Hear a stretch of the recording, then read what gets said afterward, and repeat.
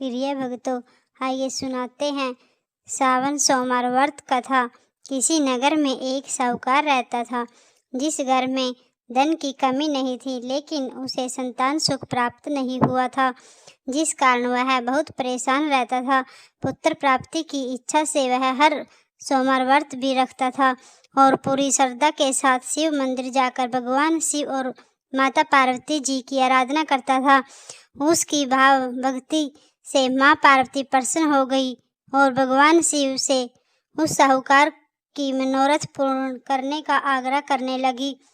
माता पार्वती जी की इच्छा सुनकर भगवान शिव ने कहा कि हे पार्वती, इस संसार में हर प्राणी को उसके कर्मों का फल मिलता है और जिसके भाग्य में जो है उसे भोगना पड़ता है। लेकिन पार्वती जी ने साहूकार की भक्ति का मान रखने के लिए उनकी मनोकामना पूर्ण करने के लिए कहा।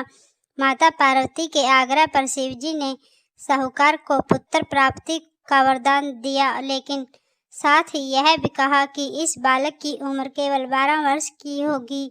माता पार्वती और भगवान शिव की बातचीत को साहूकार सुन रहा था, जिसे सुनकर न तो उसे कोई खुशी थी और न ही दुख।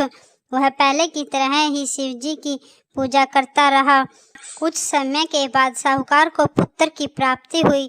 जब वह बालक 11 वर्ष का हुआ तो उसे पढ़ने के लिए काशी भेजा गया। साहूकार ने पुत्र के मामा को बुलाया और उसे बहुत सारा धन दिया और कहा कि तुम इस बालक को काशी विद्या प्राप्त करने के लिए ले जाओ और मार्ग में यज्ञ कराते जाना।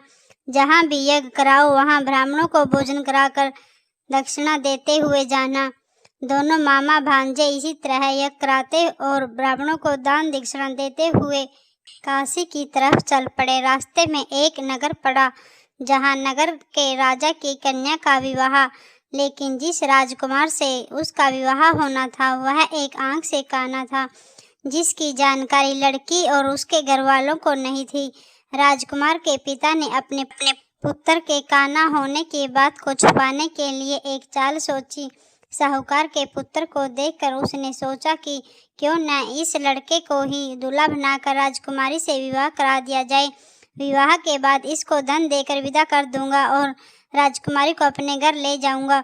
उसने लड़के को दूल्हे के वस्त्र पहनाकर राजकुमारी से उसका विवाह करा दिया, लेकिन साहूकार का पुत्र ईमानदार था। उसने मौका पाकर राजकुमारी की चुन्नी पर लिख दिया कि तुम्हारा विवाह तो मेरे साथ हुआ है, लेकिन जिस राजकुमार के साथ तुम्हें भेजा जाएगा वह एक आंख से काना है। मैं तो काशी पढ़ने जा रहा हूँ। राजकुमारी ने चुन्नी पर लिखी बात अपने माता पिता को बताई। राजा ने अपने पुत्र को विदा नहीं किया। दूसरी ओर साहूकार का लड़का और उसका मामा काशी पहुँचे और वहाँ जाकर उन्हें यज्ञ किया। जिस दिन लड़के की आयु 12 वर्ष की हुई, उसी दिन यज्ञ रखा गया। लड़के ने अपने मामा से कहा कि मेरे तबीयत कुछ ठीक नहीं है। मामा ने कहा कि तुम अंदर जाकर सो जाओ। शिव जी के वरदान के अनुसार कुछ ही देर में उस बालक के प्राण निकल गए।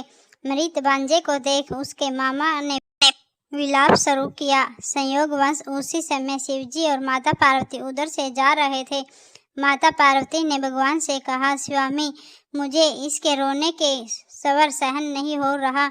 आप इस व्यक्ति के कष्ट को अवश्य दूर करें।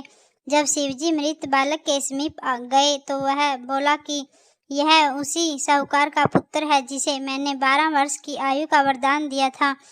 जब उसकी आयु पूरी हो चुकी है, लेकिन मारित भाव से विभोर माता पार्वती ने कहा कि हे महादेव, आप इस बालक को और आयु देने की कृपा करें, अन्यथा इसके वियोग के इसके माता पिता भी तड़प तड़प कर मर जाएंगे। माता पार्वती के आग्रह पर भगवान शिव जी ने उस लड़के को जीवित होने का वरदान दिया। शिव जी की कृपा से वह लड़का जीवित हो गया।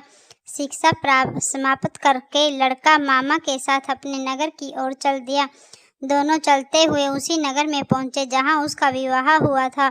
उस नगर में भी उन्हें यज्ञ का आयोजन किया।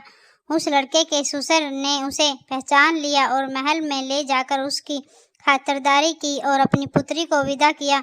इधर साहूकार और उसकी पत्नी भूखे प्यासे रहकर बेटे के आने का प्रतीक्षा कर रहे थे। ये दोनों ने प्रण लिया था कि यदि उन्हें अपने बेटे की मृत्यु का समाचार मिला तो वह अपने शरीर के त्याग देंगे, परंतु अपने बेटे के जीवित होने की बात सुनकर वह बेहद प्रसन्न हुए। उसी रात भगवान शिव ने व्यापारी के सपने में आकर कहा, मैं तेरे सोमवार के व्रत करने और व्रत कथा सुनने से प्रसन्न होकर तेरे पुत्र को लंबी आयु प्रदान कर रहा हूँ। इसी प्रकार जो कोई सोमवार व्रत करता है या कथा सुनता है उसके सभी दुख दूर होते हैं। प्रिय भक्तों, यदि आपको यह कथा थोड़ी सी भी पसंद आई है तो वीडियो को लाइक करें, चैनल को सब्सक्राइब करें और कमेंट में हर हर महादेव जरूर लिखें।